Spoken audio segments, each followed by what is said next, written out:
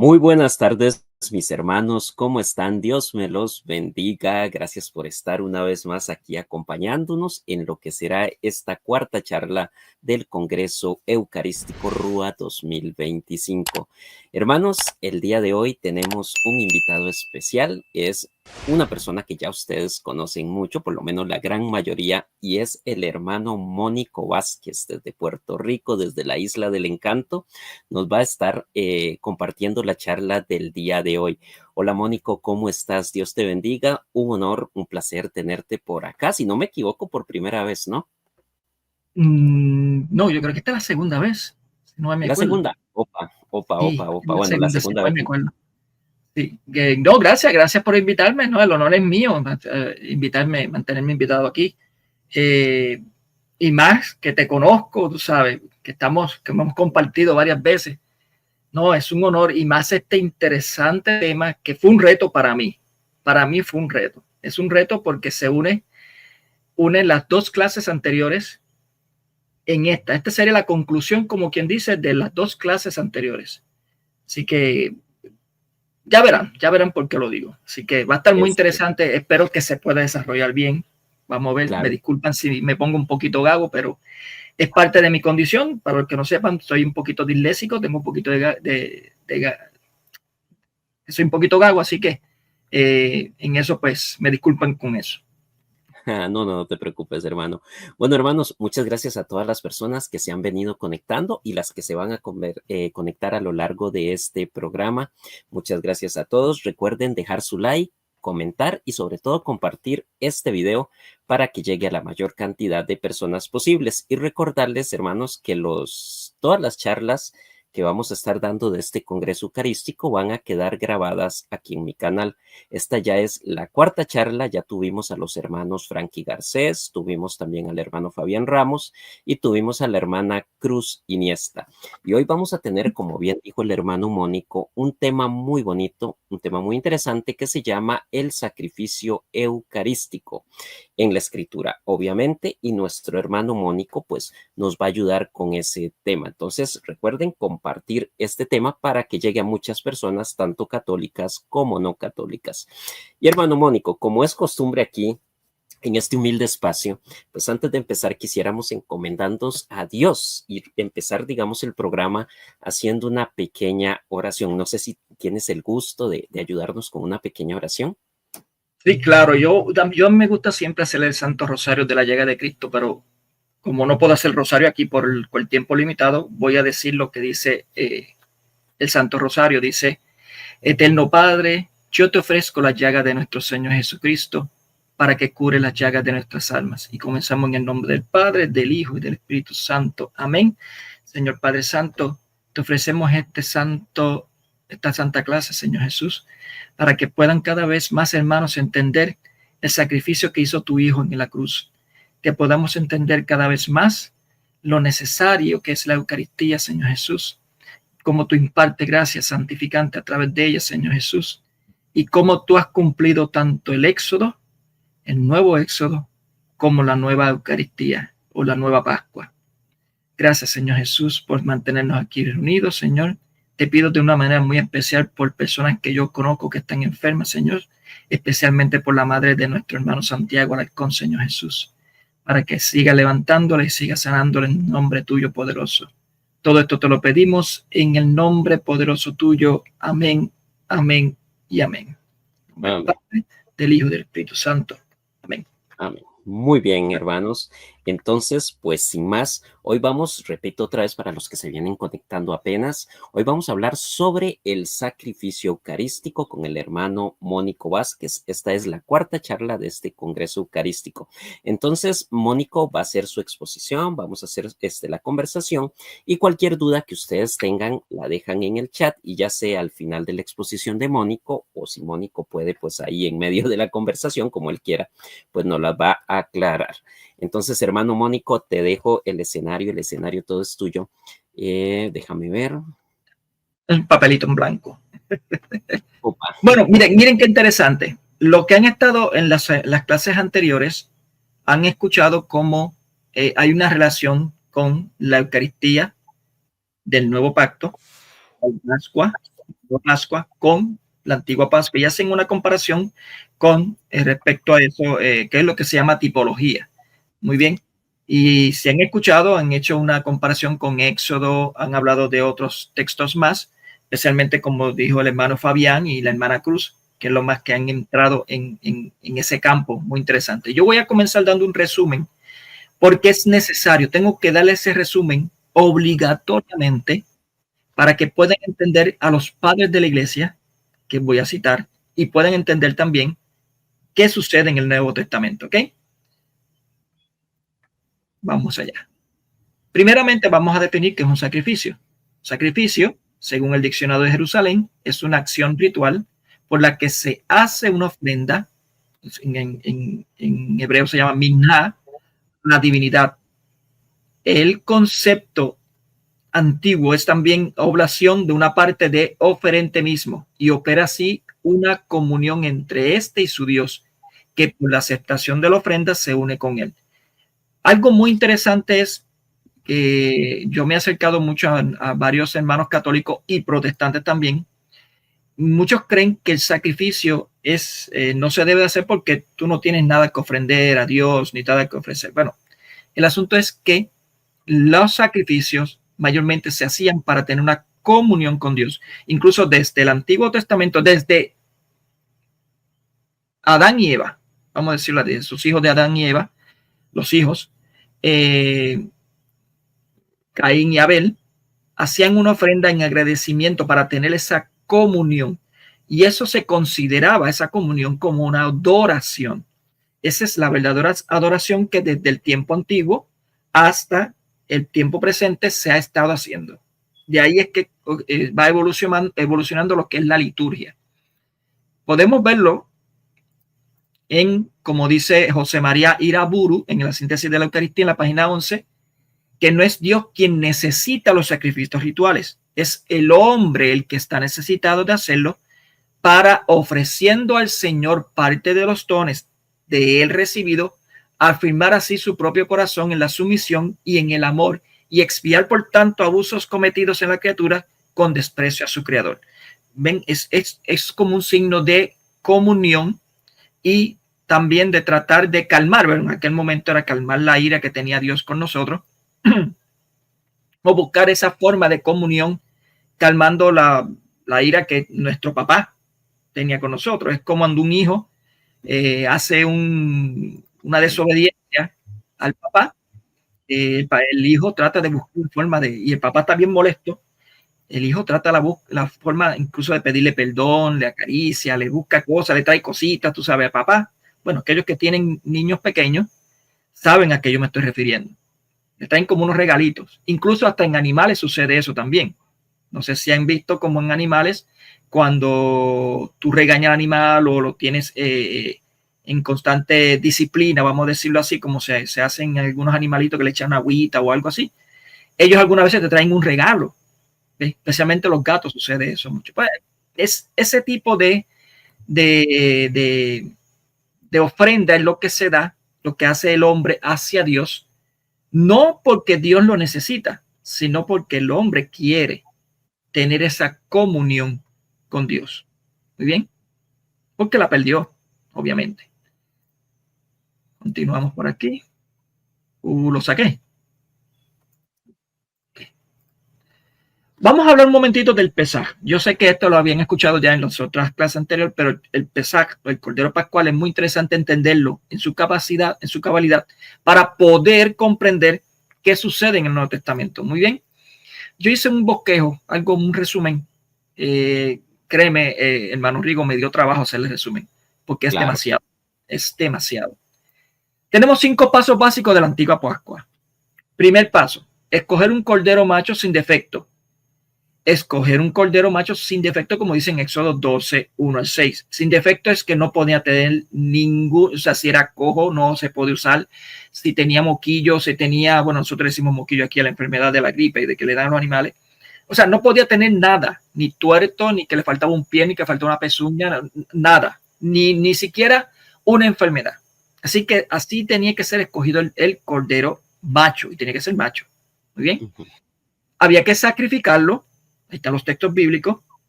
impregnar con su sangre la casa como signo de ese sacrificio. Estoy hablando de la primera Pascua. Muy bien. Y aquí quiero que se enfaticen mucho en el paso número 4. Comer la carne del cordero. Muy bien. Y la quinta, cada año celebrarlo. La Pascua como un día de recuerdo. Y lo ponen entre comillas. Toda esta información estoy cogiendo del libro de Jesús y las raíces judías de la Eucaristía de Peter, de Bram Pitre, o Pitre, no sé cómo se pronuncia, pero bueno. Esta la edición Kindle que yo la tengo, la tenía hace tiempo, nunca la había leído y la he leído últimamente, la leí, y gracias a Dios que me vino bien, porque sin esto no hubiese terminado mi trabajo. ¿Okay? Y es un Fíjense, buen libro, Mónico, ese. sí, es un tremendo libro, es excelente libro. Excelente. El primer paso de escoger un cordero macho sin defecto, como estaba diciendo, que dice, el animal será sin defecto macho de un año. Los escogeréis entre los corderos o los cabritos. Lo guardaréis hasta el día de 14 de este mes. Eso es lo que se indicaba. Tenía que ser exactamente sin ningún defecto, señores. No puede estar enfermo ni nada. O sea que tiene que ser perfecto en todo. Bien. Se sacrificaba. Aquí está el texto completo para que lo vayan viendo. Algo que deben de entender es que el derecho sacerdotal pertenecía primero a las 12 tribus. Las 12 tribus la tenían el derecho sacerdotal. Por eso es que se le pidió a todo Israel que estaba fuera de la tierra prometida, que estaba en Egipto, se podía hacer eso, todo. Bien, el asunto es que cuando Israel cometió la idolatría, excepto la tribu de Leví, ese derecho fue quitado. Y aquí tengo los textos bíblicos como en Éxodo 32, que lo dicen claramente, Éxodo 32 al 39. Muy bien, ese llamamiento como ministerio se le dio exclusivamente al pueblo de Leví porque ellos no cometieron idolatría, renunciaron a idolatría. Fueron esa tribu lo que hicieron eso. No sé si sabían ese detalle. ¿Tú lo sabías, hermano Rigo? No, qué buen detalle, porque siempre se nos ha hablado que es la tribu de Leví, o sea, los levitas lo que tienen el ejercicio o tenían el ejercicio del sacerdocio dentro del pueblo hebreo, pero ahora dices que todos la tenían y a raíz de ese pecado de idolatría que cometieron 11 de las 12, solamente Leví no, pues por eso ellos quedaron como la única tribu, ¿no? Encargada de Como la ese única tribu. sacerdocio. Qué bueno, qué buen Fíjate, dato, Mónico. fíjate que por haber hecho ese pecado, perdieron el privilegio de ser un pueblo sacerdotal como todo, lo perdieron. Y tenían que calmar, aplacar esa ira de Dios porque obviamente ofendieron a Dios haciendo eso. Y los únicos capaces que podían hacer eran los de Leví. ¿Sí? Los de Leví, porque ellos no cometieron, ellos no cayeron en esa idolatría. Qué Y buen para dato. que sepa, sí, eso para que sepa, todo esto está en el libro de Brad Pitre. Muy interesante. Algo más interesante es el que se debía de impregnar con la sangre del cordero. Muy bien. Y aquí están los textos. Yo siempre cuando yo daba mi clase a mis muchachos, yo le decía, ¿saben la relación que hay de la sangre en el viejo pacto con las puertas, las entradas? Porque eran entradas, puertas y ventanas que se tienen que impregnar versus lo que sucede con el ser humano hoy en día, que la sangre sella la sangre de Cristo nos sella de toda maldad. O sea, se supone que nosotros no debamos permitir pasar el mal hacia nuestras casas. Bien, esa es la tipología que se hace ahí. Es una tipología, pero ya todo eso tendrá razón de ser allá mismo, ya mismo. Entonces, esperen, solamente estoy haciendo un resumen de lo que se ha hablado. Bien. Comer la carne del cordero. Este es importante y quiero que subrayen esto. Se tenía, para que el sacrificio sea completo, se tenía que comer la carne del cordero. Un sacrificio pascual no era completo si no se comía. Incluso después que se le dio a los levitas el ministerio sacerdotal único para poder hacer el sacrificio del Pesach y de otros sacrificios, que es el sacrificio expiatorio, de la oblación y todas estas cuestiones. Pero en este que es el pascual, se tenía que comer el cordero. Si no se comía, no había sacrificio. Muy bien. No se cumplía el sacrificio, era la cuestión. Y el quinto era el mandamiento de guardar la Pascua como un día de conmemoración, un memorial, como se conoce en el griego antiguo, un, ¿cuál es la palabra? No sé si tú te acuerdas, hermano Rigo. ¿De Dios cuál? mío, ¿De cuál? mes. La palabra que utiliza Jesucristo para memorial. Bueno, anyway, me acordaré ya mismo. Me acordaré ya mismo. Ese es otro problema que tengo. Muy bien. Dos ideas destacan este pasaje. Resulta evidencia que la Pascua judía no es solo una comida, sino un sacrificio. O sea, lo que tienen que comprender es que la Pascua judía, todo era un sacrificio. Desde el momento en que se cogía el cordero hasta el momento en que se terminara la cena. Todo era un sacrificio. Sacrificio de oración, sacrificio de ofrenda, sacrificio que es lo mismo, pero era un sacrificio. Además, como cualquier otro animal sacrificado en tiempo de Jesús, el cordero pascual solo podía ofrecerse legítimamente en un lugar. Ese lugar era el templo de Jerusalén. ¿Sí? Después se vino, que era el templo de Jerusalén, donde Dios había escogido que habitase su nombre. También aquí está el libro de, a mí me gusta siempre colocar las evidencias de dónde tomo anamnesis, ya me acordé, la anamnesis. Muy bien, conmemoración, un memorial es una anamnesis. Bien. El pesado original, el cordero se sacrificaba y comía en las casas de los israelitas en Egipto. En tiempo de Jesús se hacía en el templo y se comía en la ciudad de Jerusalén. Se hacía el sacrificio el padre de familia y luego era solo los sacerdotes. Fíjate cómo estoy haciendo una comparación de lo que es la primera Pascua, cuando toda la tribu lo hacía, a la segunda que solamente los levitas lo podían hacer. Todos los padres de familia lo hacían, pero luego solamente pasó a los sacerdotes, a los ministerios, al ministro sacerdotal en este caso, a los levitas. Nadie tenía el permiso de comprar en el mercado un cordero, llevarlo a su casa y sacrificarlo, sino que antes de comerlo debía ser llevado al templo y ser sacrificado por el sacerdote. Para saber la cantidad de personas que visitaban a Jerusalén, durante esto pueden ir a la historia de la iglesia de los judíos de Flavio Josefo, donde se indica que había una suma de 2.700.200 personas. Aunque esto posiblemente sea una exageración, obviamente no había un grado exacto de matemática, pero lo que sí indica es que eran muchas personas que iban. Por eso es que se conocía en ese tiempo a Jerusalén como el lugar, el centro del comercio de Roma en aquel momento, era el centro comercial, era Jerusalén. Muy bien. Todo se hacía ahí, se vendía el cordero, se vendían las palomas, se vendían todo lo necesario para el sacrificio, se vendían ahí. Solamente el padre tenía el derecho de comprarlo, pero tenía que llevarlo al templo para ser sacrificado. Un detalle que esto también posiblemente lo pasan de alto. Lo voy a presentar aquí. El cordero sacrificado en el templo era crucificado. No sé si sabías ese dato, hermano. Sí, nos lo había pasado, creo que la hermana Cruz Iniesta. La hermana Cruz. Sí. Incluso no sé si presentó la misma imagen, pero era algo así parecido. Una parecida, ¿sí? Una parecida. Una parecida, bien. Era crucificado, bien. Es un dato interesante. Así que Cristo, cuando vio todo esto desde que era pequeño, él ya sabía para dónde iba. O sea, Cristo sabía que iba a sucederle. No era grato tú saber, siendo Dios, lo que iba a pasar. Así que imagínense. Bien. Cumplimiento de la antigua alianza pascual y al mismo tiempo llevando su plenitud la esperanza de Israel en una nueva Pascua, la del Mesías. Recordemos que el Pascua significa el paso de Dios. Muy bien. Y hay una nueva Pascua. Fue anunciada desde tiempos antiguos esa nueva Pascua.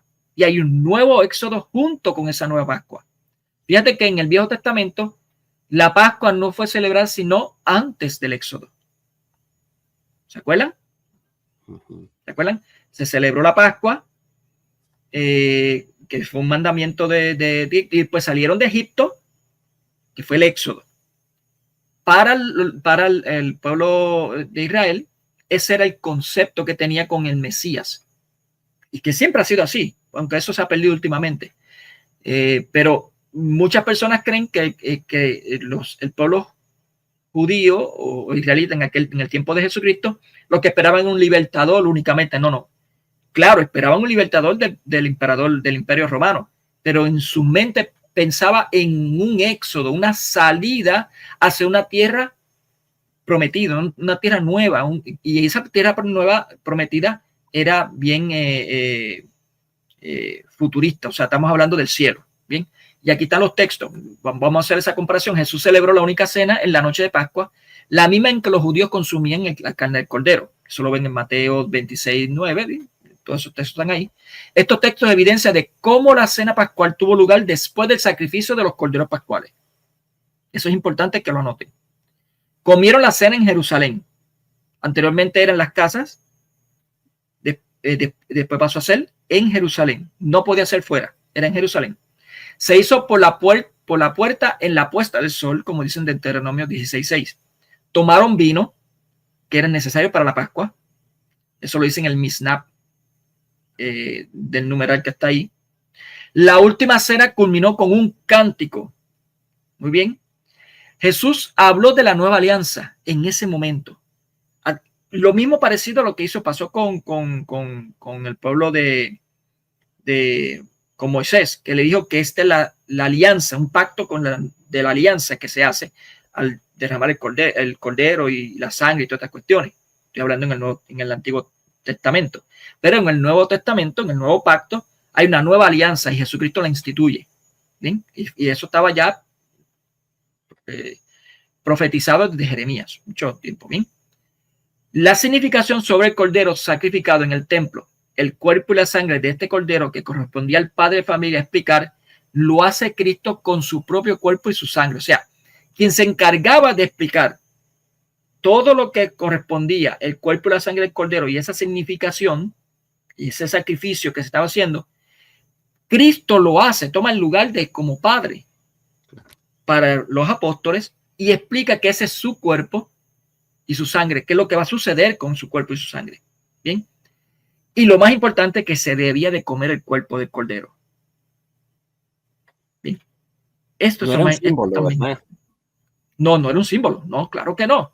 Es que si ponemos que es un símbolo, el comer el cordero, tenemos que entonces hacer una disminución de ese sacrificio del nuevo pacto. Se disminuye.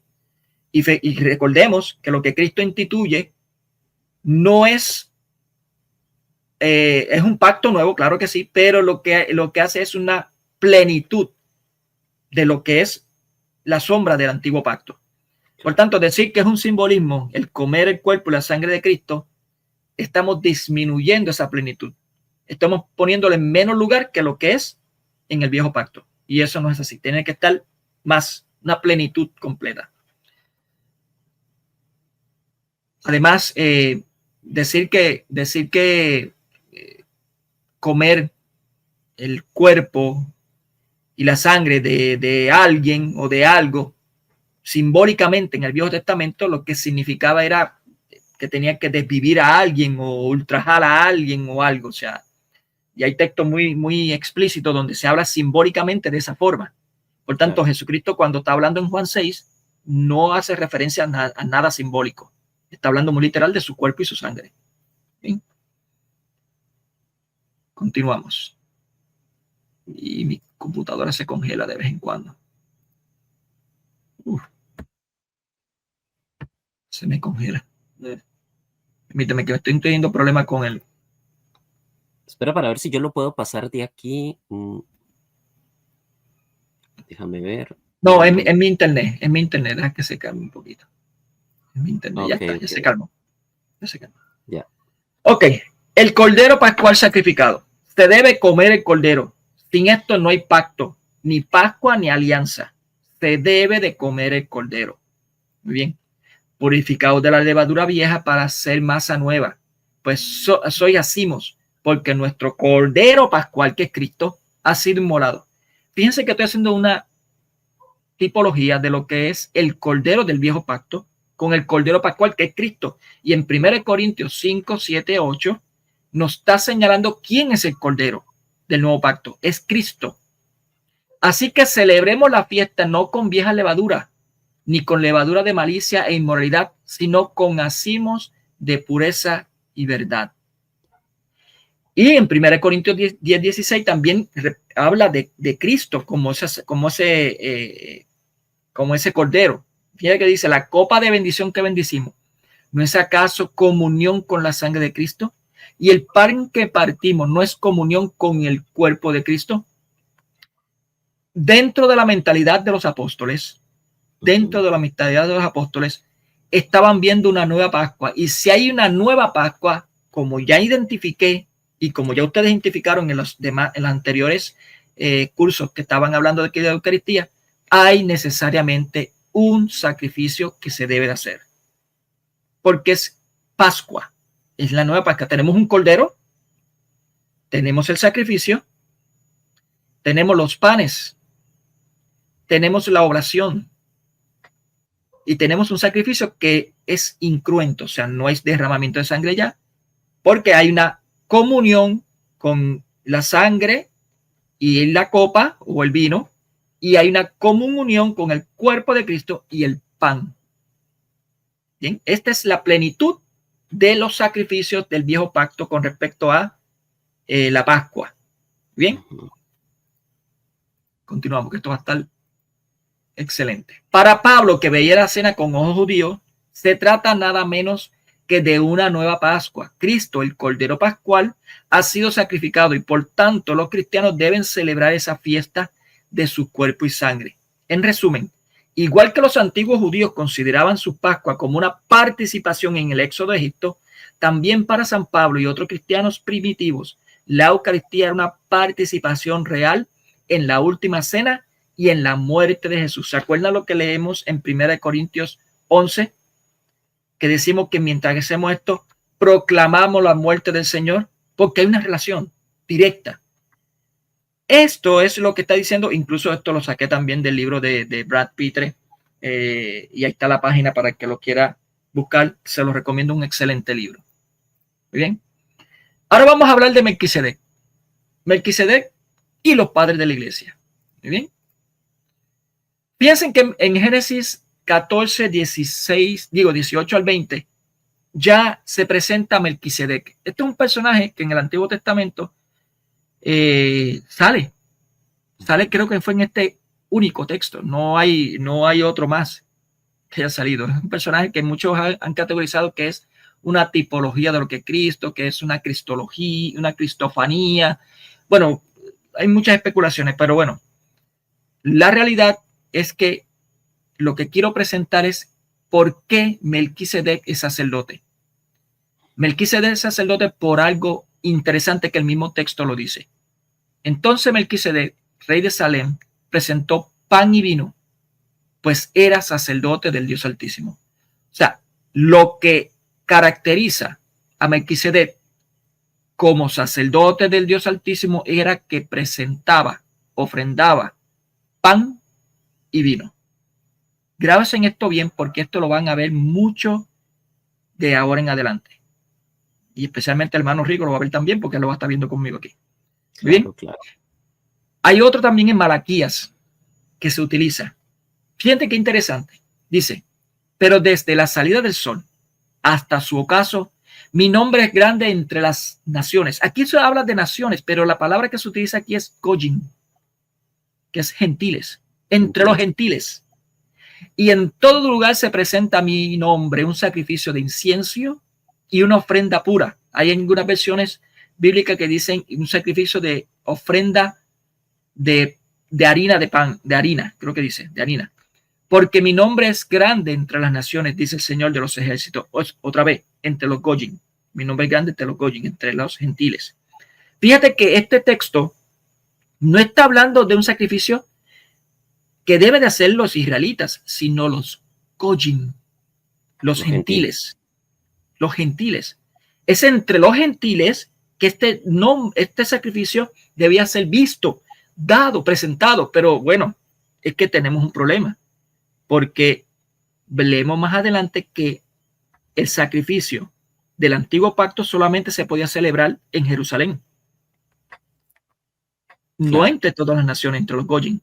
sino solamente en Jerusalén. Por eso ya ustedes verán cómo padres de la iglesia ven estos dos textos como una profecía de ese sacrificio. ¿Muy bien? En el Salmo 110:4 dice: lo he jurado, Yahvé, y no ha de retractarse. Tú eres por siempre sacerdote según el orden de Melquisedec. ¿Cuál es el orden de Melquisedec? Como sacerdote, porque presenta pan y vino. Es una ordenanza de Melquisedec. Melquisedec era sacerdote del Dios Altísimo porque presentaba pan y vino. ¿Bien? Y vemos aquí en Hebreos 7:1 esa profecía cumplida. En efecto, este Melquisedec, que está hablando, haciendo una tipología con Jesucristo, rey de Salem, sacerdote de Dios Altísimo, que salió al encuentro de Abraham cuando regresaba de la derrota de los reyes y lo bendijo, y sigue por ahí para abajo los textos. ¿Bien? Fíjate que habla de sacerdote de Dios. ¿Qué lo hacía sacerdote? Presentaba pan y vino. No se olviden de eso. Mónica, una consulta ahí. Sí, sí. ¿Qué decir, por ejemplo, cuando los protestantes dicen que ellos en sus iglesias o en sus cultos, cuando celebran la Cena del Señor, también lo pueden hacer porque ellos también son sacerdotes? Que yo sé que ellos no creen en el sacerdocio ministerial, pero sí en el sacerdocio comunitario, ¿no? Sí. Esa pregunta te la voy a contestar casi al final. Listo, no me la adelanto. Sí, Entonces. porque vemos claramente, si ustedes ven al principio, cuando no había cometido el pueblo de Israel el pecado de idolatría, toda la tribu, especialmente los padres, son los padres los que se encargaban de hacer ese sacrificio, pero después se le dedicó por mandamiento de Dios solamente al pueblo de Leví, porque eran los únicos que evitaron la idolatría. Muy bien. Y algo sucede con el nuevo pacto, algo muy parecido, y ya lo verán. Estaba profetizado ya en el Viejo Testamento, estaba profetizado. Vamos a ver, vamos a continuar. Y chale, vamos. Se pone un poquito, ahí está. En Juan 4, 20, 21 dice: nuestros padres adoraron en este monte. Esta es la conversación que tuvo con la samaritana, Jesucristo. Mira qué interesante, dice: nuestros padres adoraron en este monte, y vosotros decís que en Jerusalén es el lugar donde se debe adorar. Fíjate cómo relaciona la samaritana adorar con las ofrendas, con el pueblo sacerdotal, con los levitas, bueno, que en el tiempo no había levitas, pero bueno, eran con los sacerdotes del templo, cómo relacionaban ese sacrificio con adorar. Muy diferente a lo que hacen los protestantes. Los protestantes creen hoy en día que adorar es solamente gritar y alabar al Señor. Ajá. Pero para el tiempo de Cristo, incluso para Cristo mismo, adorar conllevaba siempre un sacrificio, una liturgia. Dentro de ese sacrificio había una liturgia completa, un proceso. Bien, Jesús les dice: créeme, mujer, que llegará la hora en que ni en este monte ni en Jerusalén adoraréis al Padre. Cumplimiento de Malaquías. ¿Se acuerdan? Que en todas las naciones que presentarán una ofrenda. Aquí está hablando ya proféticamente Jesús, como en todas las naciones, porque no en Jerusalén, van a adorar al Padre. ¿Cómo lo adoran? En un sacrificio. No sé si están viendo o estoy tratando de, o explico bien lo que estoy tratando de que vean. Bueno, sí, yo al menos sí lo estoy entendiendo. Ok, eso es lo que quiero saber. Claro. Y en Hebreos 13, 9 al 14, hay otro texto que nos va a dar más luz. Dice: no os dejéis seducir por doctrinas varias y extrañas. Mejor es fortalecer el corazón con la gracia que con alimentos que nada aprovecharon a los que siguieron ese camino. Fíjate que está haciendo ¿qué referencia a qué? Al pacto, al antiguo pacto. Alimentos que no aprovecharon nada. Tenemos nosotros un altar del cual no tienen derecho a comer lo que dan culto en la tienda. Uy, qué interesante, ¿por qué hace referencia a Pablo? Hace una relación de altar con comida.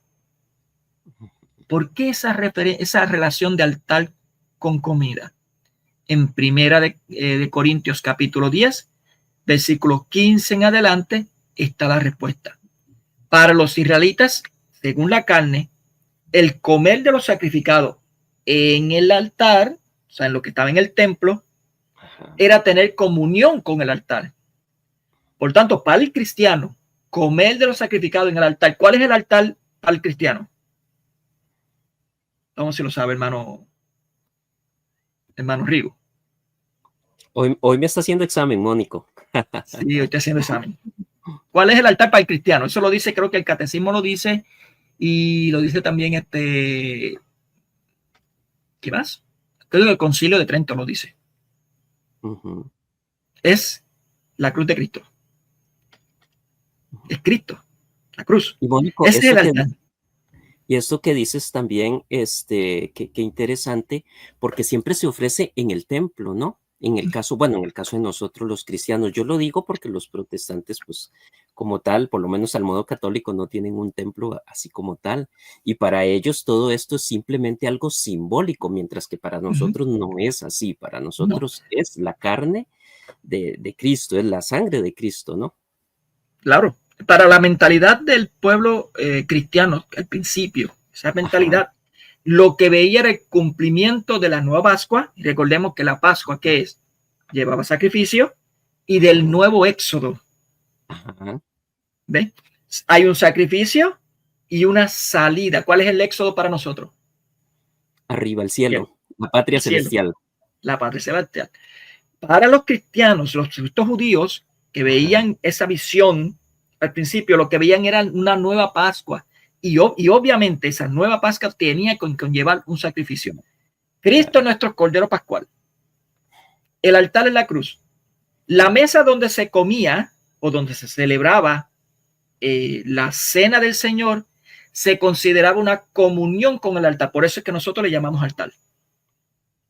Porque hay una común unión con ¿qué? Con el sacrificio de Cristo. Sacrificio de Cristo, claro.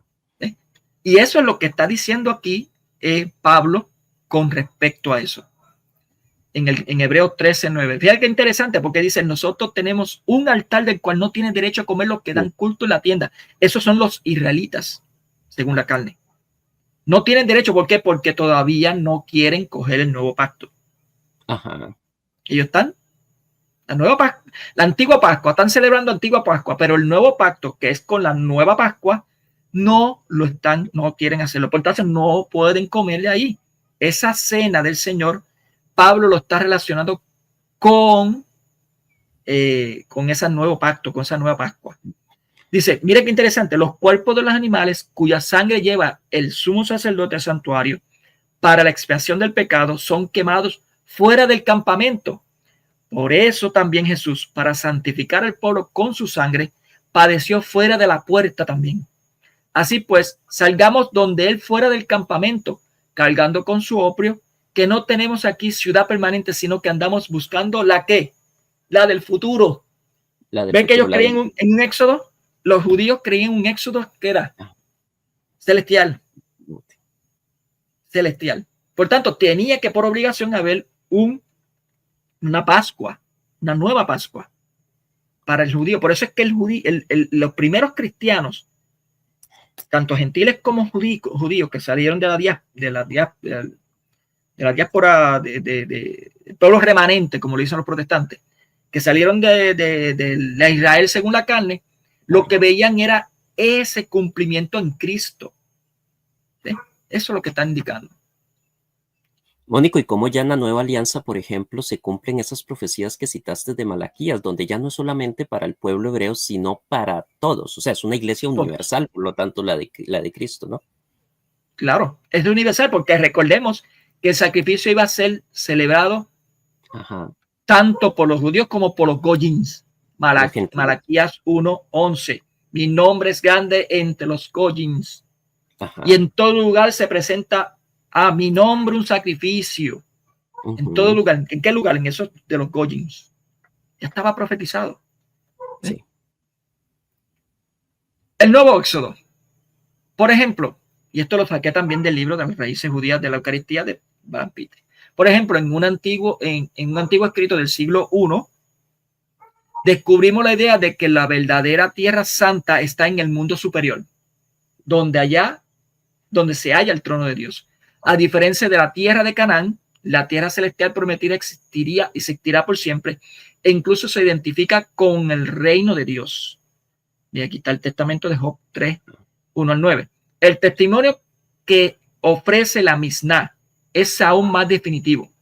Todo Israel tiene parte en la vida del mundo futuro, porque está escrito: todos los de tu pueblo serán justos, para siempre heredarán la tierra, retoño de mis plantaciones, obras de mis manos para manifestar mi gloria. Eso está en Isaías 60, 21. Y todo esto lo toma Brad Peter de la Misná Sanedrín 10, 1. Bien.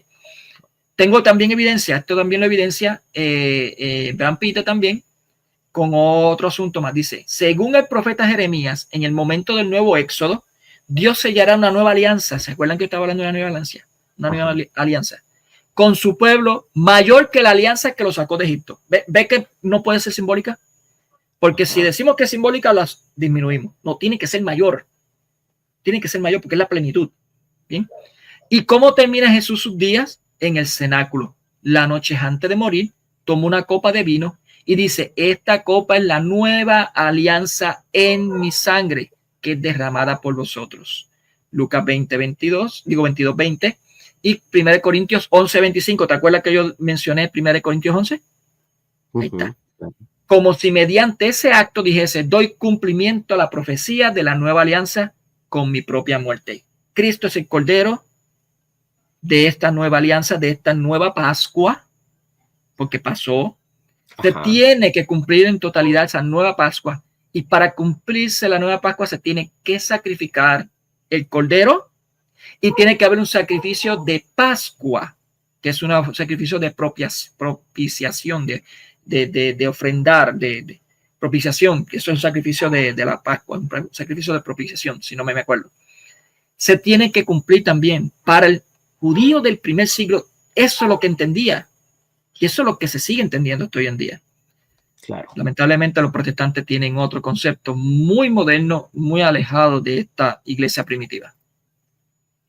Muchos de los judíos que compartieron época con Jesús no solo confiaban en la llegada de un Mesías terreno que les librase del yugo romano, ni tampoco en un salvador político que estableciese una sociedad perfecta. Lo que anhelaban era mucho más grande. Esperaban un nuevo éxodo. ¿Se acuerdan que yo lo dije? Entonces, Mónico, entonces los judíos de hoy, los judíos rabínicos, tienen una idea entonces totalmente diferente de lo que era el Mesías a los judíos del siglo I. Es correcto, es correcto. Este concepto de el nuevo éxodo no lo tienen. Ellos quieren un Mesías que lo libre de la garra de... No, es que el concepto, claro, obviamente el concepto que tenía en el principio, al ser un nuevo éxodo, es que tenían que librarlo del yugo romano, obviamente. Pero dentro de la raíz misma de todo judío en aquel tiempo es que había un nuevo éxodo, que iba a venir el Mesías con un nuevo éxodo, y ese nuevo éxodo era celestial, a la tierra prometida que era en el cielo. Okay. Era una idea más espiritual que política. Escatológico, es más escatológico. Ese es el concepto. Vamos al texto otra vez de Hebreos 13:9. Dice: tenemos nosotros un altar del cual no tiene derecho de comer los que dan culto en la tienda. Y quiero que subrayen también, sino que andamos buscando la del futuro. ¿Se acuerdan cómo leímos todo esto de Brad Peter? ¿Ve cómo todo se va cumpliendo? Se va cumpliendo ahí. Por tanto, toda la Pascua, junto con el Éxodo, es un sacrificio. Sí. Hay que haber un sacrificio obligatoriamente. No puede haber más nada. Bien. Y más que sabemos que el sumo sacerdote, que es nuestro Cristo, entra ¿qué? Al santuario, porque él entraba al santuario ofreciéndose el mismo. Y lo que quedan en la primera tienda, ¿qué es lo que están ofreciendo? El pan de la propiciación, el cordero de la Pascua. Cordero de la Pascua. Eso es lo que hacían. Fíjate que ¿dónde se sacrificó el cordero? ¿Dentro del templo? Leímos que no. Fuera. ¿Verdad que sí? Fuera. Lo mismo sucede con esto que está aquí también. O sea, hablando en nivel espiritual, que está en el cielo, la tierra, recordando que la tierra es el primer santuario y el cielo es el último santuario donde está Cristo adentro ofreciéndose. Claro. ¿Sí? Puesto que San Pablo contrastó la ofrenda alimenticia judía y la comida del altar cristiano, cuya participación le fue negada a los judíos, la inferencia es obvia. Donde hay un altar, hay un sacrificio. Pero la Eucaristía es el alimento que solo le permite comer a los cristianos. Por lo tanto, ahí hay un sacrificio eucarístico. La objeción de que en los tiempos apostólicos el término altar no se usaba todavía en el sentido de la mesa del Señor, como dice en 1 Corintios 10:21, es claramente un perdido del asunto, pues San Pablo puede haber sido el primero en introducir el término, el cual fue adoptado por escritores posteriores, por ejemplo, San Ignacio de Antioquía, que murió en el año 107. Bien, y esto lo saqué de la enciclopedia católica del sacrificio de la misa. ¿Ves cómo se está? No sé si lo estás viendo, que está todo encajando. Todo lo que dijo la hermana Cruz, todo lo que dijo el hermano Fabián, lo que dijo el hermano Frankie, se va compaginando en esto, porque el propósito de comprender todo lo que es la Eucaristía desde el Antiguo Testamento es para poder comprender por qué en el Nuevo Testamento hay un sacrificio incruento que se debe de hacer. Claro. Esto es lo que es. Vamos ahora a entrar un poquito más en lo que significa la anamnesis. Según Jason Evert, en una publicación que escribió en el año 2001, Jason Evert, para que él no lo entienda, tiene maestría en teología, títulos universitarios en consejería y teología para la Universidad de Franciscana de Steubenville. ¿Es católico? Sí, es católico, es católico. Pero mira qué interesante lo que dice. Dice, hagan esto en memoria mía. En griego esta declaración dice, tuto poete stan eman anamnesis. Bueno, yo no sé griego, pero me disculpan. Ustedes lo están leyendo ahí. Hay dos aspectos de esta frase que merece consideración. Por un lado, la frase tuto poete puede traducirse como hagan esto o ofrezcan esto. Ese es el término. El problema de los protestantes que creen que es una obediencia, o sea, hagan esto. No. En sí, cuando dicen hagan esto, es ofrezcan esto. Eso es lo que está indicando. En el Antiguo Testamento, Dios ordena a los israelitas, ofrecerán, poieseis, ¿ve? Ofrecerán sobre el altar 2 corderos. Éxodo 29:38. Este uso de poiein se traduce como ofrezcan esto o sacrifiquen esto más de 70 veces en el Antiguo Testamento. Por lo tanto, la misma palabra que se usa para el sacrificio bajo el Antiguo Pacto se usa para el sacrificio de la misa en el Nuevo Testamento. Así que lo que se utiliza ahí de poiein, como que le quieran decir, lo que indica es ofrezcan. No es como una obediencia per se. O sea, obedezcan, hagan esto como una obediencia. No, es ofrecerlo, sacrifiquen, hagan un sacrificio de esto. Eso es lo que está indicando eso. Y los textos de Éxodo 29:38 y otros textos más, que se pueden decir en otro momento, lo evidencian, ¿okay? En el Viejo Testamento. Esto es muy interesante porque hasta los mismos protestantes como Vines, en el diccionario Vines, cuando tú lees la palabra anamnesis, que lo ponen junto con poietei, lo relacionan siempre con ofrenda memorial. Y eso siempre está. Yo puedo buscarte, si quieres, puedo levantar un momentito y buscarte la página. La tengo marcada, pero lo tengo allá que no busque el libro. ¿Me puedo levantar rápido? Como quieras, como quieras. Bien, vengo rápido. Listo. Bueno, hermanos, recuerden compartir este programa para que le llegue a bastantes personas y recuerden que el día de mañana tendremos la siguiente charla, la quinta, con el hermano Isaac González de Costa Rica. Listo, Mónico, dale. Mire, eso está en la página 543 del diccionario Vine. 543. Ponen anamnesis, dice memorial o memoria. Se utiliza en el mandamiento de Cristo en la institución de la cena, Lucas 22:19. No en memoria de, sino en un afectuoso traer a la mente de la persona misma, de la memoria de los pecados, que se puede utilizar, como dice en Hebreos 10:3, se hace memoria de los pecados, lo que se indica con respecto a los sacrificios bajo la ley. Aquí lo dice. No es simplemente traer la memoria externamente, sino un despertar de la mente. Fíjense cómo el mismo protestante Vines lo relaciona con el sacrificios. O sea, la anamnesis es única, se utiliza en dos formas. O para acordarte de los pedir perdón, pero tiene que presentarlo como sacrificio, o para los sacrificios memoriales de la ley, del viejo pacto.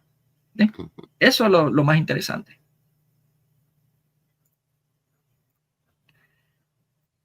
¿Cómo a Yahvé podré pagar todo el bien que me ha hecho?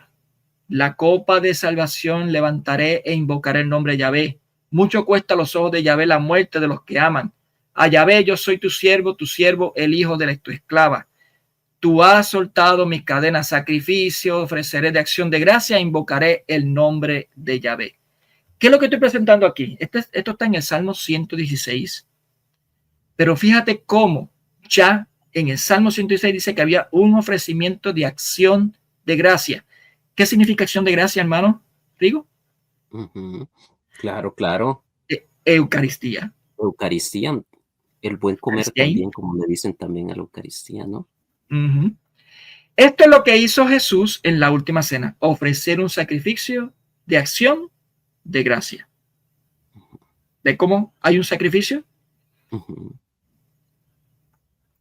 Continuamos. Mónico, una consulta antes de digamos, de continuar. Sí. En el caso de los ortodoxos tienen también, porque me lo han preguntado, una misa así, una Eucaristía parecida a nosotros los católicos. Claro, claro. Sí, ellos consideran que es un sacrificio también. Okay. Claro que sí. ¿Y lo que son los luteranos y anglicanos? Los luteranos también. Sí, los anglicanos no estoy seguro, pero creo que los luteranos también consideran, aunque no reconocemos el sacrificio que ellos hacen como un sacrificio sacerdotal ministerial, pero sí, ellos consideran que es un sacrificio. Sacrificio de la misa, incluso le dicen misa.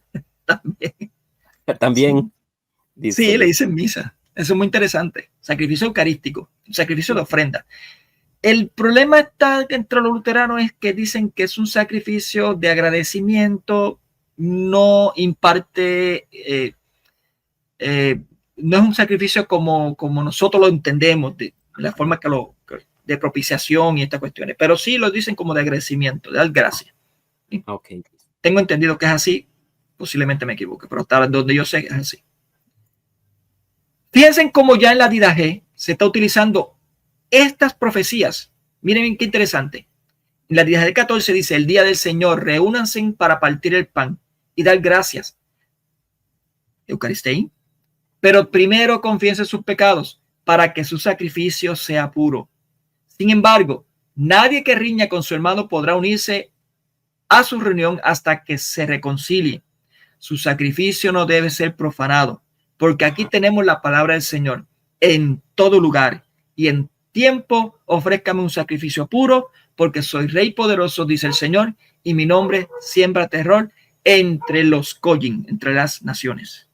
¿Recuerdan Malaquías 1? Fíjense cómo ya se está utilizando. Ve cómo todo encaja. Para un protestante esto no tiene son ni ton, sí. No lo va a entender, porque ellos dicen, no, es que eso fue un invento. No, es que para la mentalidad de la iglesia primitiva se veía lo que hizo Cristo en la cruz con la Pascua como un sacrificio, todo unido.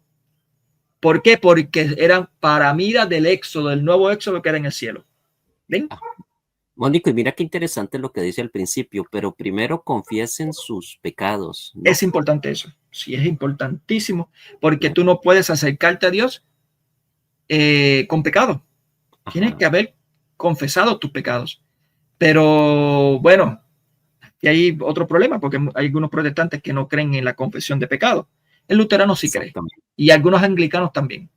No todos los luteranos, pero algunos luteranos y algunos anglicanos sí creen en la confesión de pecado. Ellos le llaman el oficio de las llaves, si no mal me acuerdo. Creo que se llama así, el oficio de las llaves. Eso lo puede ver en el Catecismo Menor de Lutero, si no mal me acuerdo.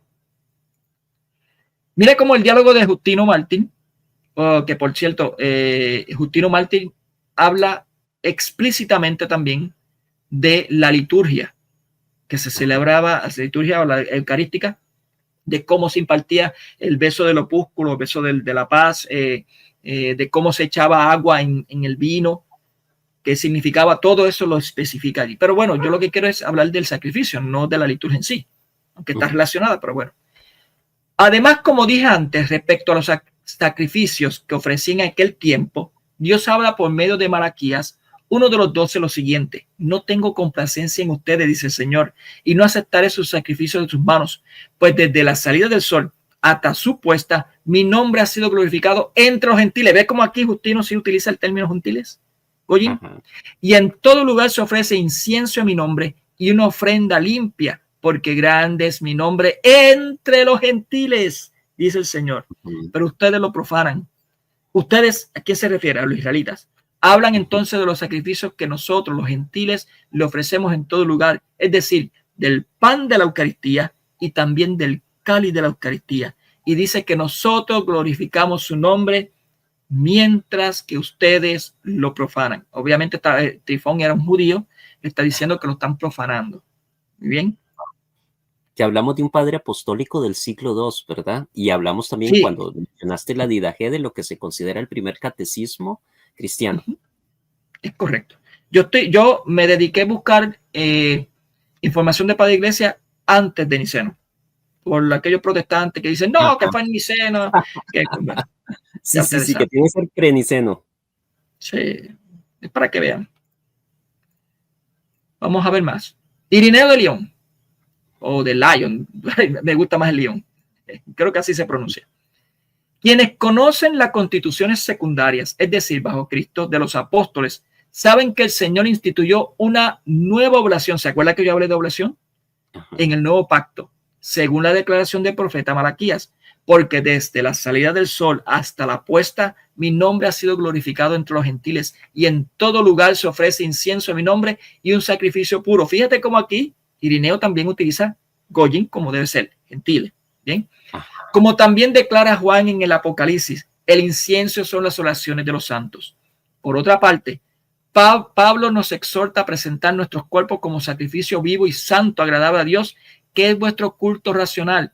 Y además, ofrezcamos el sacrificio de alabanza, es decir, el fruto de los labios. Ahora bien, estas oblaciones no son conforme a la ley, cuyas escrituras el Señor quitó de medio al anularla, sino que son conforme al Espíritu, pues debemos adorar a Dios. Ve cómo aquí San Irineo encontraba las ofrendas, los sacrificios como la adoración, como el verdadero adoración. El sentido de la adoración es ahí.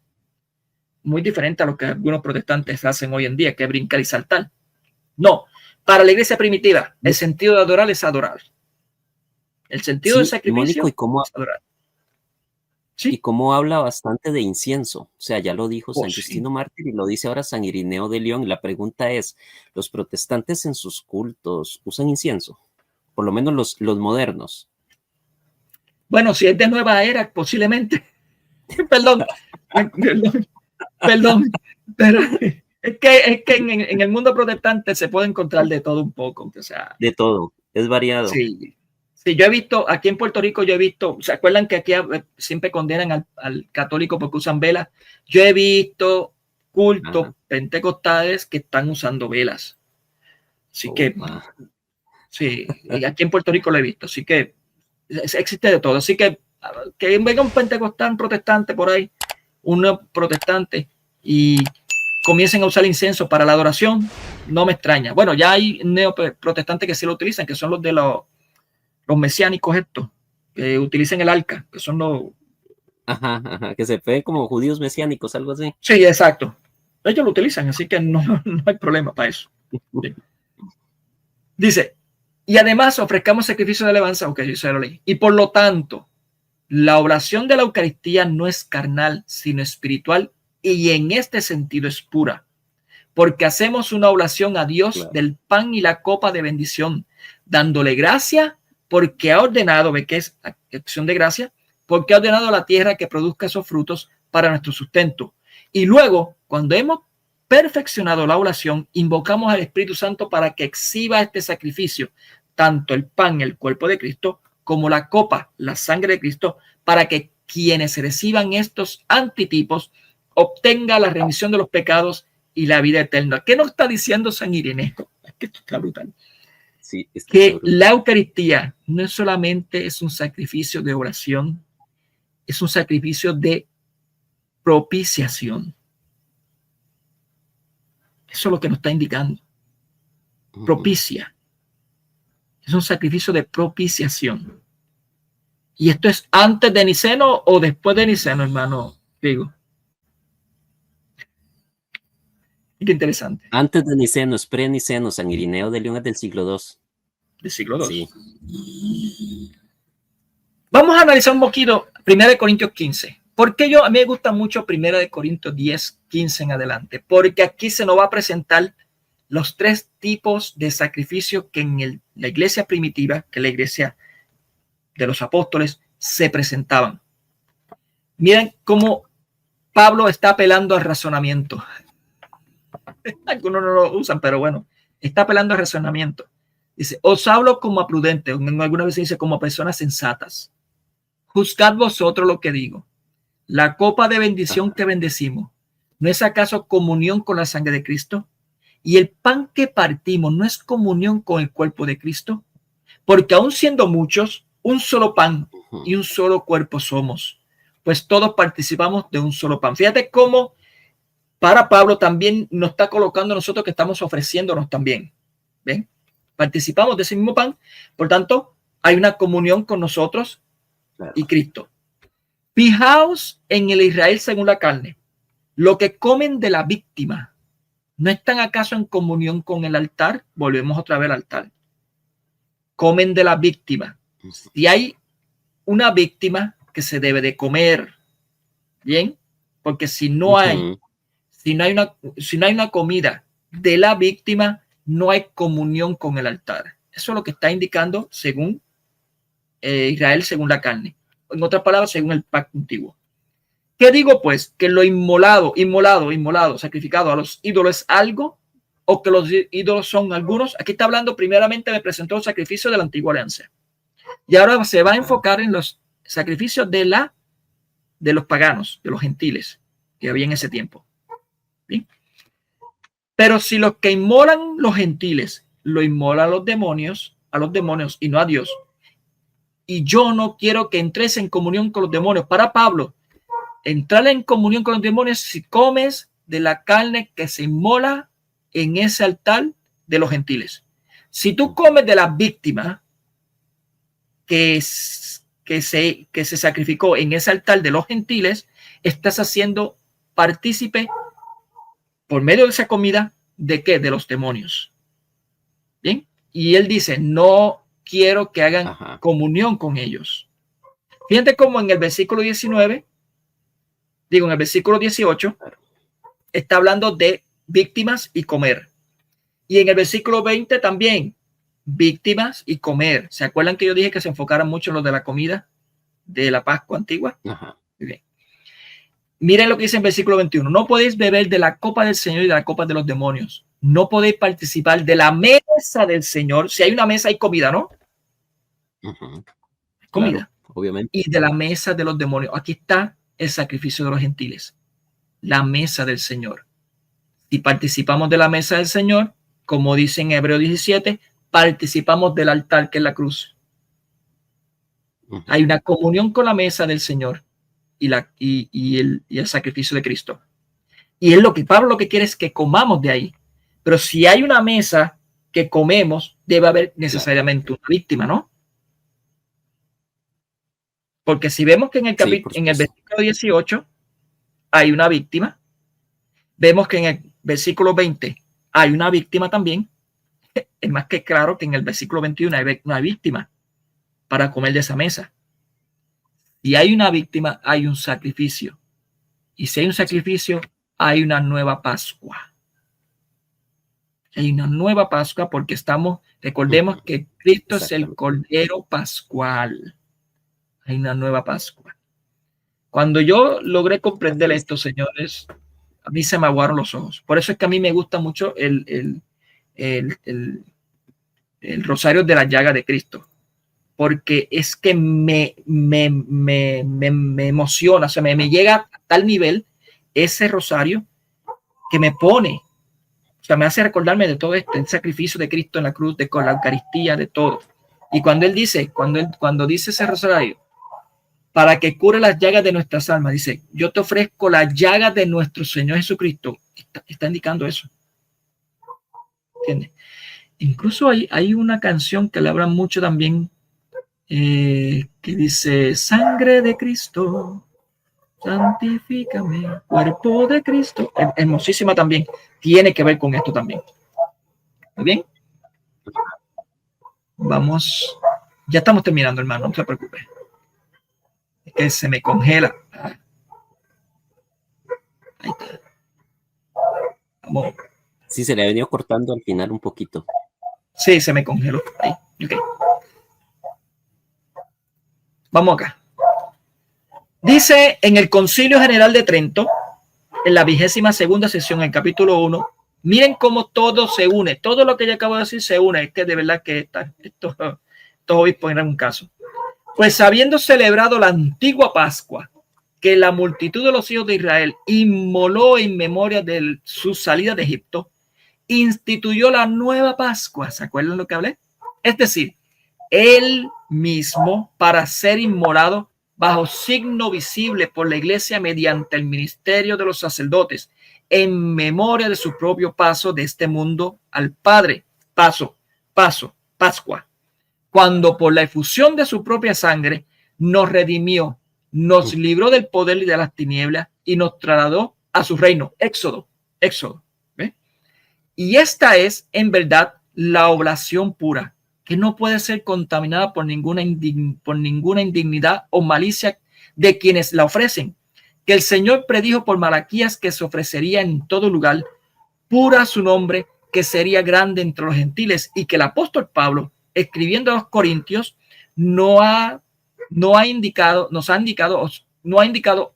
oscuramente cuando dice que quienes están contaminados por la participación en la mesa de los demonios no pueden participar de la mesa del Señor. Junto a la mesa, es decir, en ambos casos, el altar está en resumen, es la oblación que fue prefigurada por diversos tipos de sacrificios durante el periodo de la naturaleza y de la ley, en cuanto abarca todos los bienes representados por esos sacrificios, siendo la consumación y perfección de todos ellos. ¿Qué te está pareciendo hasta ahora, hermano, esto? Está excelente, Mónico, está muy bien explicado. Y como nos ha explicado no solamente con Biblia, sino también con tradición, y ahora está citando los concilios, ¿no?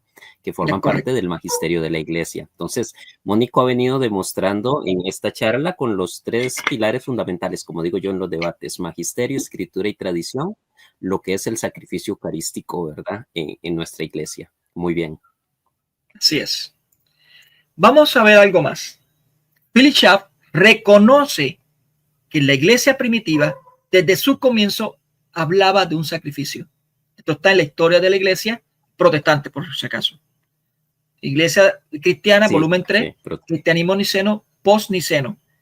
311 al 600, en la sección 5, disposición interior de las iglesias. Dice así: en medio del santuario se encontraba el altar, generalmente una mesa, o a veces un cofre con tapa, al principio de madera, luego a principios del siglo VI, de piedra o mármol, e incluso de plata y oro, con una pared detrás y un dosel abovedado que lo cubría, sobre el cual solía fijarse una cruz. El altar era hueco y servía como receptáculo para las reliquias de los mártires. Bueno, todo lo va diciendo aquí, lo pueden ponerlo en pausa y leerlo. ¿Por qué? Un protestante reconoce que en la historia la iglesia primitiva celebraba un sacrificio incruento y tenían un altar. ¿Qué es lo que hizo cambiar al protestante esto? Bueno, se puede decir. No puedo hablar mucho. Testimonio histórico. Es presbiteriano, ¿no? Sí, presbiteriano, sí. Es presbiteriano. Testimonio histórico de la era prepatrística. Tenemos el diálogo de Justino Mártir, También otra vez, capítulo 117, dice, en consecuencia Dios, anticipándose a todo sacrificio que ofrecemos en este nombre y que Jesucristo nos mandó a ofrecer, es decir, en la Eucaristía del pan y la copa, y que son presentados por los cristianos en todo el mundo, da testimonio de que les son agradables. Tenemos también a San Hipólito. En las obras existentes y fragmentos sobre Daniel, capítulo 2:22, dice, porque cuando el evangelio sea predicado en todo lugar, habiéndose cumplido entonces los tiempos, la abominación de la desolación se manifestará, y cuando él, el anticristo, venga, el sacrificio y la oblación serán eliminados, que ahora son ofrecidos a Dios en todo lugar por los gentiles. Está haciendo aquí algo escatológico, pero que está indicando de que se hacía un sacrificio por todos los gentiles. Malaquías 1:11, haciendo referencia de que había un sacrificio, que es el pan y el vino y que el cuerpo y la sangre de Cristo. Hipólito, en la obra existente también, sobre Proverbios 9:2, dice, y ella, la sabiduría, ha preparado su mesa. Proverbios 9:2. Se refiere a su cuerpo y sangre, honrados e inmaculados de Cristo, que día a día se administran y ofrecen en sacrificio en la mesa divina espiritual como un memorial, anamnesis, de esa primera y siempre memorable mesa de la cena divina espiritual. Esto es antes de Niceno, no es un invento de Constantino, como dicen los protestantes. Cipriano de Cartago, en la epístola 62, en el párrafo 4, dice, en el sacerdote Melquisedec vemos prefigura el sacramento del sacrificio del Señor, según lo que testifica la Sagrada Escritura. Y Melquisedec, rey de Salem, presentó pan y vino. Pues, ¿quién es más sacerdote del Dios Altísimo que nuestro Señor Jesucristo, quien ofreció un sacrificio a Dios Padre y ofreció lo mismo que Melquisedec, habiendo ofrecido, es decir, pan y vino, es decir, su cuerpo y su sangre? En el Génesis, por tanto, para que la bendición se celebrara debidamente, la figura del sacrificio de Cristo precede como estaba ordenado en pan y vino, lo cual el Señor, completando y cumpliendo, ofreció un pan y la copa mezclada con vino. Y así él, Jesucristo, el Señor, que es la plenitud de la verdad, cumplió la verdad de la imagen prefigurada. Ve cómo San Cipriano, creo que San Cipriano era griego, ¿no? No me acuerdo. De verdad que ahí sí que no me acuerdo. Pero San Cipriano ya estaba entendiendo cuál era el concepto de esa iglesia primera o la iglesia primitiva, donde entendía que lo que hizo Cristo era el cumplimiento de una nueva Pascua, que tiene que haber obligatoriamente un sacrificio, y de un nuevo éxodo, que es la patria celestial. ¿Sí? Claro. Tenemos a Eusebio de Cesarea, que en la oración de Constantino a la asamblea, por lo tanto le siguen himnos y salmos, palabras y cánticos de alabanza al Dios que todo lo ve, y se ofrece un sacrificio de acción de gracia en memoria de tales hombres, un sacrificio incruento e inofensivo, en el que no se necesita el fragante incienso ni el fuego, solo la luz pura suficiente para los adoradores reunidos. ¿Ve cómo Eusebio reúne la adoración con el sacrificio? O sea, donde hay sacrificio hay verdadera adoración. No es donde hay bailes y gritos y jeringonzas. Convulsiones. No. Convulsiones, no, eso no. Cirilo de Jerusalén, la catequesis 23, dice, después de esto, el sacerdote exclama en voz alta, levante sus corazones. ¿Dónde tú has escuchado eso, hermano? En la misa. En la misa. Levante sus corazones, porque ciertamente en esa hora tan terrible debemos tener nuestro corazón en lo alto, con Dios y no abajo, pensando en la tierra y en las cosas terrenales. En efecto, el sacerdote invita a todos en esa hora a despedir todas las preocupaciones de esta vida o las inquietudes del hogar y a tener su corazón en el cielo con el Dios misericordioso. Entonces responden, los elevamos al Señor, insistiendo con su declaración. Levantemos el corazón, lo tenemos levantado, es a ti, Señor. Mira, ¿desde cuándo se está haciendo esto? Antes de Niceno. ¿Desde cuándo se está haciendo esto? Y los protestantes dicen que la iglesia católica no es la iglesia de Cristo. Pero bueno, ¿qué podemos hacer? Sí, son declaraciones antihistóricas. Sí. Dato mata relato. Juan Crisóstomo, homilía 5 sobre la primera epístola a Timoteo. El misterio pascual no es más eficaz que el que se celebra ahora. Es uno y el mismo. Existe la misma gracia del Espíritu. Siempre es Pascua. Siempre es Pascua. ¿Se acuerdan? Ustedes, los iniciados, lo saben. En la preparación, en el sábado, en el día del Señor y en el día de los mártires, se realiza el mismo sacrificio. Porque cuantas veces dice, comáis este pan y bebéis esta copa, anunciáis la muerte del Señor.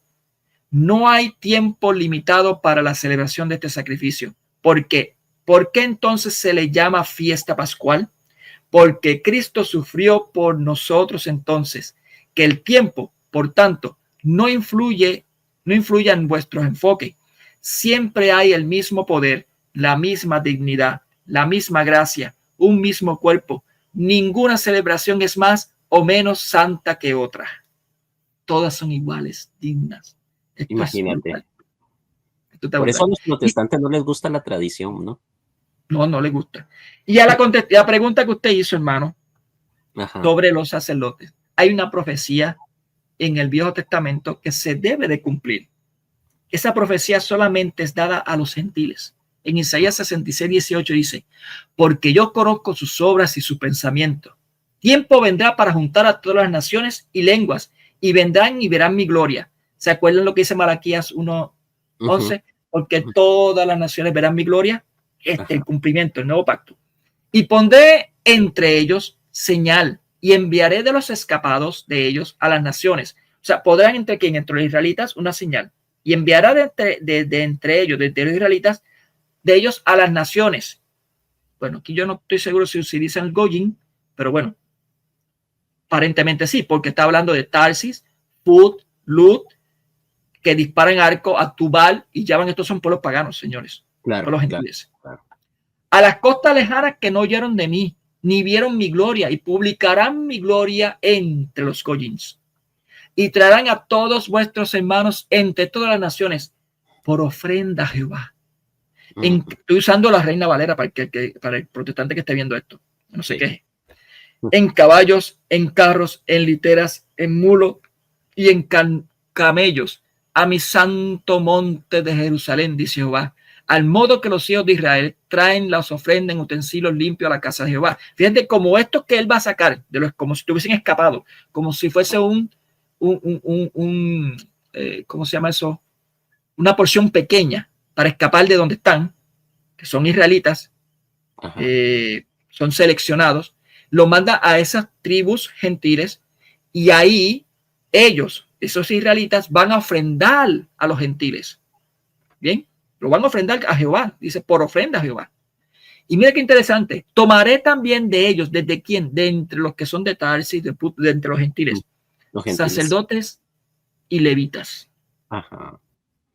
Sacerdotes y levitas. Cumplimiento. ¿Perdón? El sacerdocio ministerial cristiano, ¿no? Claro. No, ese no es el sacerdocio ministerial, hermano, sacerdote.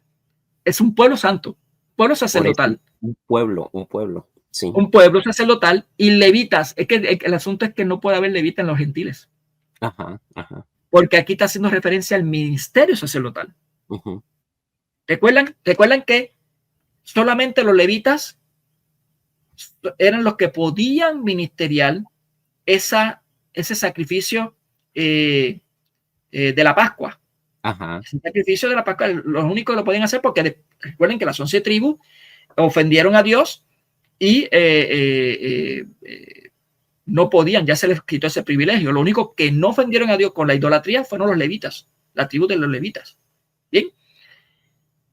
En este caso, como Dios va a ir a los gentiles, va a suceder algo en los gentiles que va a causar que ellos sean lo que van a ofrecer ese sacrificio. O sea, ya esos gentiles no van a cometer idolatría, no van a estar tentando de esos idólatras. Ellos son los que van a ofrecerlos. ¿Para qué? Para hacerlo de quién, de los israelitas. Para hacerlo de los israelitas. Bien. Y eso lo toma el mismo Pablo en Romanos 15. Él está viéndose a sí mismo en ese cumplimiento. Mire, no sé si sabes algo, hermano Rigo y hermanos que están viendo por aquí. Fíjate que Cristo comenzó con 12 apóstoles. ¿Por qué toma a Pablo después? Si con los 12 apóstoles una representación de las 12 tribus de Israel. ¿Sí o no? Sí. ¿Verdad que sí? Sí. Era una representación, pero es que el asunto es que en tiempos antiguos habían 12 tribus también, pero solamente uno era encargado de presentarlo sacrificio. En este caso, Pablo se está presentando como ese ministro sacerdotal, ese levita del nuevo pacto que está anunciado en Isaías 66. Dice así: sin embargo, me he atrevido a describirle abiertamente acerca de algunas cosas para que no lo olviden. Lo hago porque Dios ha sido bueno conmigo y porque me eligió para servir a Jesucristo y ayudar a los no judíos, a los goyim. Debo ser para ellos como un sacerdote, como un levita, que le anuncie la buena noticia de Dios y lo lleve a su presencia como una ofrenda agradable, ¿ve? Dedicada solo para él por medio del Espíritu Santo. Claro. Por eso es que hay padres de la iglesia, pero eso no lo traje porque sería entrar en el tema del ministerio sacerdotal. Por eso hay padres de la iglesia que indican, si no me acuerdo, creo que Tertuliano y otros padres, bueno, Tertuliano no es un padre de la iglesia, pero Tertuliano, creo que es San Irineo, si no me acuerdo, dicen que los apóstoles eran los sacerdotes, se les dio la encomienda de ser los sacerdotes del nuevo pacto. Bien, los sacerdotes del nuevo pacto eran ellos los que fueron ordenados para eso. Incluso comieron del pan, el pan de la mesa del mismo Cristo que estaban ofreciendo, y eran solamente los sacerdotes los que podían hacerlo. Así que imagínate. Yo, por lo menos hasta aquí, he llegado, no sé si se completa o quieren decir algo más. No, ahí una pregunta que nos hace Mari. De hecho, yo creo que es la única pregunta que nos queda ahorita en el chat, ya te lo digo, porque los protestantes nos acusan mucho a los católicos de caníbales, ¿no? Porque eso es lo que dicen. Dice Mari: saludos Rigo y Mónico. Dice: mi duda es cuando como el cuerpo de Cristo, sé que no es simbólico, pero he escuchado que nos dicen que hacemos canibalismo. ¿Cómo se responde eso? Tú lo comes sustancialmente. Para la filosofía tomista, la sustancia es todo lo que compone el ser. Todo lo que compone el ser. No estamos hablando de naturaleza, que esa es la confusión que tienen algunos protestantes, que confunden sustancia con naturaleza. No. Todo lo que es el ser, lo que es Cristo, es la sustancia. Por tanto, lo que hay adentro es un cambio de sustancia. ¿Por qué la Iglesia Católica adopta lo que se llama la transustanciación o el cambio de sustancia? Porque si decimos como los luteranos de que hay una consustanciación, estamos creando una nueva hipóstasis. Hay una nueva hipóstasis y no puede haber una nueva hipóstasis. O sea, Jesucristo no toma para sí o no asume una sustancia de pan ni de vino. Claro. No. Él está presente sustancialmente en el pan y vino. Está ahí sustancialmente. Así hay una transformación. La sustancia del pan y el vino se convierte en la sustancia de Cristo. Hay una transformación, porque tenemos que decir que es sustancia, que hay una transustancia, porque si decimos que hay una consustancia, estás haciendo una ¿cómo que es la palabra? Una tripostática. No una ni un, hay tres. Yo no sé cómo sería, pero eso sería una aberración. O sea, solamente Dios hace una unión hipostática con la naturaleza.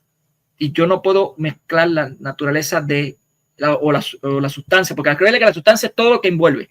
Todo lo que envuelve esa cosa o ese ser. La sustancia del pan envuelve una naturaleza del pan. Tenemos que unir, para que sea consustancia, tenemos que ir la naturaleza del pan, unirla con ¿qué? Con la naturaleza divina y la naturaleza humana de Cristo. Uy, horrible. O sea, claro, está fuerte. Mónico, y esa, digamos, a ver si te entendí bien cuando hablaste lo de San Pablo. O sea, yo entendí, y ahí me corrige si me equivoco, que San Pablo viene siendo el apóstol número 13, es porque es algo así como el representante, por así decirlo, de la tribu de los gentiles.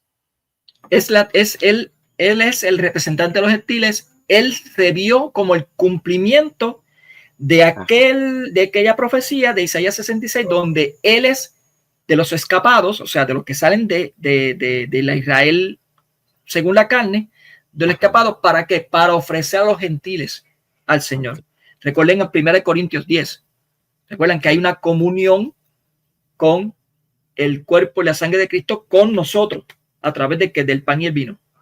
Él lo está viendo así, él lo está ofreciendo eso. Él es el primer sacerdote ministerial, incluso la palabra que utiliza es liturgo eurogeo, creo que se llama eurogeo. Eurogeo solamente significa sacerdote, es un ministro sacerdotal.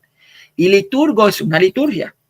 Él está diciendo que él es el que viene a ser el ministro. El ministro es litúrgico. Claro. Presentando a los gentiles para eso. Es un cumplimiento total. O sea, Pablo lo está asumiendo, ese cumplimiento de Isaías 66 para él. Mónico, otra pregunta, que es una pregunta muy reiterativa, pero me gusta siempre saber la opinión de cada apologeta católico, referente al tema que te dicen por qué los católicos no toman la copa, que nos dicen mucho los protestantes, ¿no? Que sí, los católicos hablan mucho del pan y el vino, pero no les dan la copa. ¿Qué responder a eso? Primeramente, tenemos que ver que quien bebía y comía del pan, primeramente eran los sacerdotes. ¿Okay? Los sacerdotes. Y solamente se le daba del pan, si hacemos una analogía, se le daba del pan a las demás personas, a los demás del pueblo de Israel. En la Pascua antigua, quienes comían y bebían eran solamente los ministros sacerdotales. Ellos del pan se lo daban. No me acuerdo, posiblemente esté mal, pero no me acuerdo que se le dé vino al pueblo de Israel cuando se hacía ese sacrificio de la Pascua. Cuando estaba en la Pascua, cuando era en la casa, sí se tomaba el vino. Los padres y tomaban el vino todo. Ahora, ¿qué sucede? La Iglesia Católica no prohíbe el tomar vino. Lo permite. Lo que pasa es que hay una disciplina. Es más propenso cometer sacrilegio con el vino que con el pan. Es mucho más propenso. ¿Por qué? Porque es más difícil tú limpiar una gota del cáliz, del vino que cae en el piso que coger un pedazo de pan del suelo si se cae. Claro.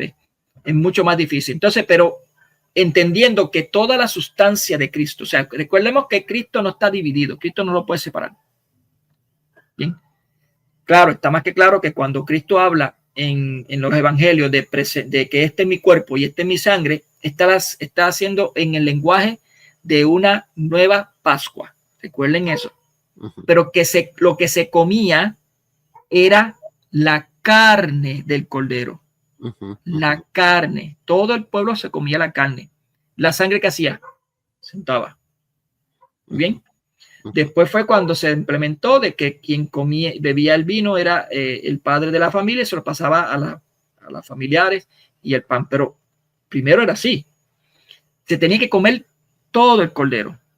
Por tanto, claro, visiblemente tú tenías que separarlo, pero para Cristo no lo puedes separar. Tú no puedes separar la sangre de su cuerpo, porque estarías cometiendo otra vez un sacrificio cruento. O sea, tenías que derramar la sangre para poder separarlo. Sí. Por tanto, lo que está presente en el pan es toda la sustancia de Cristo, toda la esencia, la sustancia misma de Cristo. Eso. Y en el vino, toda la sustancia de Cristo está ahí. No hay separación, no hay nada. Eso se llama concomitancia. Concomitancia, listo. Muy bien, la última pregunta ya para irnos, hermanos. ¿Dónde encontramos ese dato que está diciendo Mónico sobre que el vino solo para los sacerdotes? Eso está en el Viejo Pacto. En el Viejo Pacto, pero en el Nuevo Pacto se entiende incluso la orden se le da a los sacerdotes, que era a los apóstoles. ¿Sí? Pero obviamente no es que no se está exclusivamente, es que quien debe de tomar el vino y quien se debe de comer el pan es en sí los apóstoles. Los sacerdotes en sí son los que tienen que estar encargados. Se le dio esa ordenanza a ellos.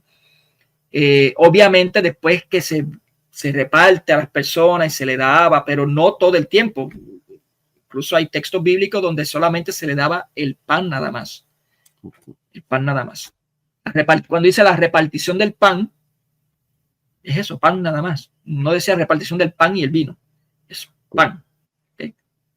Así es, hermanos. Bueno, hermano, vamos cerrando ya. Ya tenemos 1 hora y media de programa. Gracias, hermano Mónico, de verdad, por sacar de tu tiempo, porque es como les digo yo siempre, Mónico, a todos, todos sacan de su tiempo, vienen tal vez muy cansados del trabajo y para venir a enseñarnos aquí a este humilde espacio. Entonces, agradecerte por tu presencia, por tu exposición, que estuvo muy bonita, estuvo muy buena. Se aprenden cosas nuevas, de verdad, todo el tiempo se aprende algo. Y bueno, ese libro, ¿cómo era que se llamaba el libro de Bram Pitre? Te voy a decir ahora, se llama... Voy por ahí.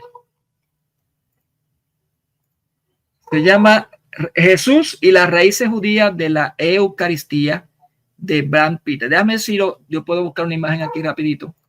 Ajá, para que lo puedas presentar. Sí, porque sí es muy buen libro ese. No, es tremendo libro. Cuando yo lo leí, yo dije, wow, aquí se me aclararon muchas cosas. Claro. Muchas cosas. Claro. Bueno, hermanos. Aquí lo tengo el cover, vamos a compartirlo.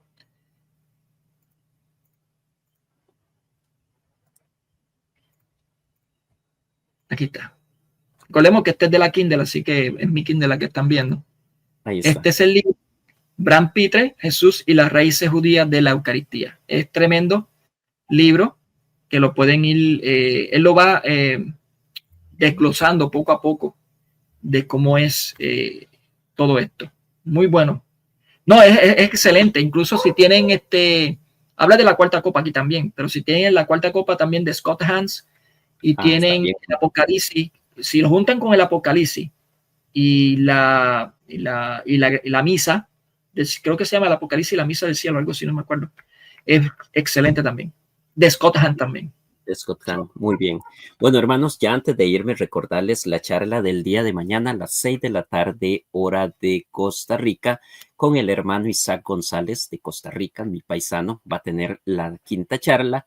Y el domingo, para finalizar esta semana, vamos a empezar, vamos a ir con el tema de la Eucaristía en los padres de la iglesia, específicamente más en la tradición. Nos vamos a sumergir más en eso con el hermano José Aquino de Guatemala, de Apologética Nazaret, para que lo tengan pues presente y para que lo agenden. Y bueno, hermanos, pues muchas gracias a todos por su presencia. Gracias al hermano Mónico una vez más por estar aquí acompañándonos, que es la segunda, que no sea la última. Hay que tener más frecuencia. No, claro. Por acá. Mónico, ¿cómo se llama tu canal de YouTube? Mi canal antes se llamaba Nick Apologética y gracias al hermano Santiago Alarcón y los suscriptores de Santiago Alarcón me dieron una idea y ahora se llama Vigil Fidei, o se escribe Vigil o Vigil Fidei, o el vigilante de la fe o centinela de la fe en latín, como quieran decir. Okay. Vigil Fidei. Vigil Fidei. Entonces, para los que no se han inscrito, pues para que se inscriban en el canal de YouTube del hermano Mónico Vázquez. Buenos hermanos, sin más que decir, pues aquí lo voy a poner en la pantalla. Ese es Vigil Fidei. Ahí está. Gracias, hermana Sonia. Entonces, hermanos, pues muchas gracias a todos. Que Dios me los bendiga, que Dios me los cuide, que Dios me los proteja, que tengan una linda y santa noche y sobre todo gracias a Dios por permitirnos un día más estar reunidos, aunque sea aquí a la distancia. Que Dios te bendiga, Mónico, que Dios los bendiga a todos y nos vemos hasta la próxima. En el nombre del Padre, del Hijo y del Espíritu Santo. Amén. Amén. Bueno.